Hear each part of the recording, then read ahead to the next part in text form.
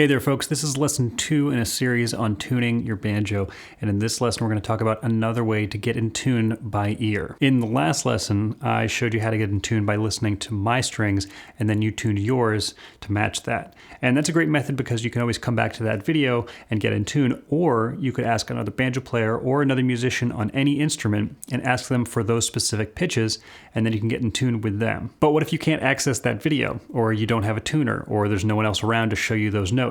Well, that's no problem. You can still get in tune. That's actually the focus of this lesson, is getting in tune with no external resources whatsoever, just you and your banjo. The point is you really don't need any of those other things, especially because if you're not playing along with a recording or another person or something like that, you don't have to be in tune with what a tuner is going to tell you is correct, because pitch really is relative in a sense. So the instrument can sound perfectly in tune, but it might be off with a tuner. That's not really the point of being in tune. The point of being in tune is the relationships between the strings. So that's what we're worrying about today. And just for reference, here's where we're starting with this banjo.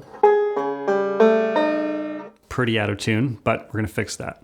And there's a bunch of different ways to do this, but we're going to start with the third string. That would be G. Now this might not be exactly G as a tuner would see it, but this is for us G.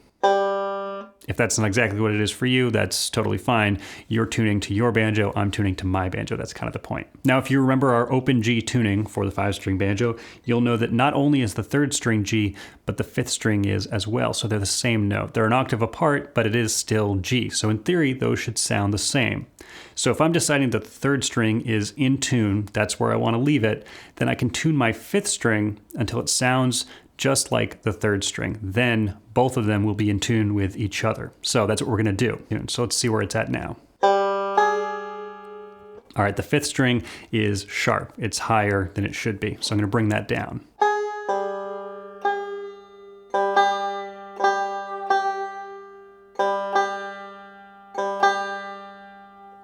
Now, you might have noticed that I went down and then I actually went lower than I was supposed to and came back up. That was kind of intentional. So one of the things that happens when you tune down is that some slack might get left in the string such that when you play it later, it'll actually continue going lower. However, when you tune up to something, all of that slack is removed. So at the end of the tuning process, you want the last thing you do to be tuning up. That means if your note is sharp, you want to tune below where it's supposed to be and then come back up. Again, that sounds like this.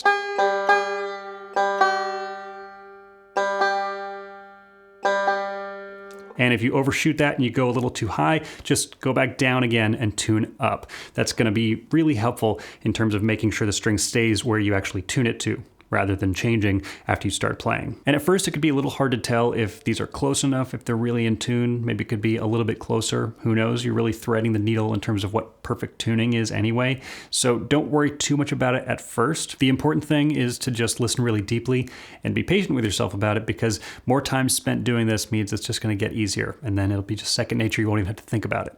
And now that we have 2 strings in tune together, we're going to add another, and that's going to be the 1st string. Now, the 1st string is tuned to D, not G like the 3rd and the 5th strings, but that's okay because we can play a G on the 1st string and then compare that with the G we already have. So if you play the 5th fret on the 1st string, that is G. So we can compare that to our 3rd string. Now, you could also compare it to the 5th string. That's also G. But remember that our anchor is that 3rd string. We're deciding that one is in tune. Hopefully our 5th string is also in tune, but if we didn't quite get it right the first time, then it's possible we're just drifting further and further away from what we've decided is in tune, aka our 3rd string. So for right now, I'm going to compare it to the 3rd string, but just know that it could be the 5th string as well. Whatever G you want to compare it to is fine. Anyway, let's see what we got. Now, again, the note is sharp, so I'm going down.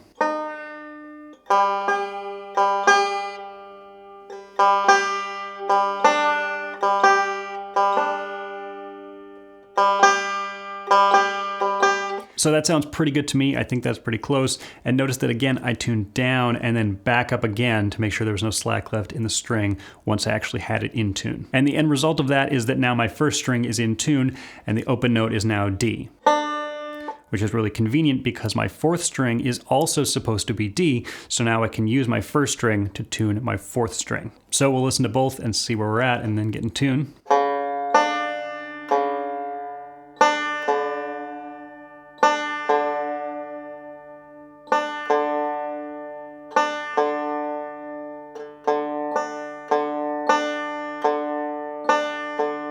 Okay, so that sounds pretty good, which means we now have 4 of the 5 strings in tune, which means the only one left is the second string, which is supposed to be B. And we obviously don't have another B string to compare it to, so again, we have to compare fretted notes. And in this case, I'm going to compare the 3rd fret of the second string, which should be a D, with the open first string, which is D. So those should sound the same.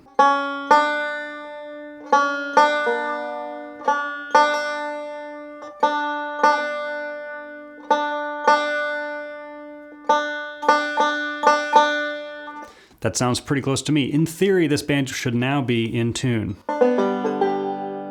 That's pretty close, but it's possible that if you just went through this process that your banjo is still not in tune. The first reason you might still be kind of out of tune is that maybe you weren't that accurate the first time around, and maybe each individual string sounded pretty close to each other individual string, but then the full picture is just not great. And that's totally fine. It just means you need to go back and do the same thing over again. And this time it'll be easier because each string is closer to where it's supposed to be. And that's just kind of how this stuff works. I don't know how many hundreds or thousands of times I did this before it was easy and consistent and even fast, but eventually it gets there. So if you just do this a little bit every day, you will absolutely get better. And then once you do this, you won't have to go back and redo it in the same sitting. But it's not all on you because, again, consider that every time you change the tuning of one string, it subtly affects the tuning of all the strings, as I mentioned in the first lesson in this series. So if your banjo was really out of tune at the beginning of this, then it's possible that everything's been kind of drifting throughout, which means you'll just have to go over and do it again anyway. And again, like I mentioned in the last lesson,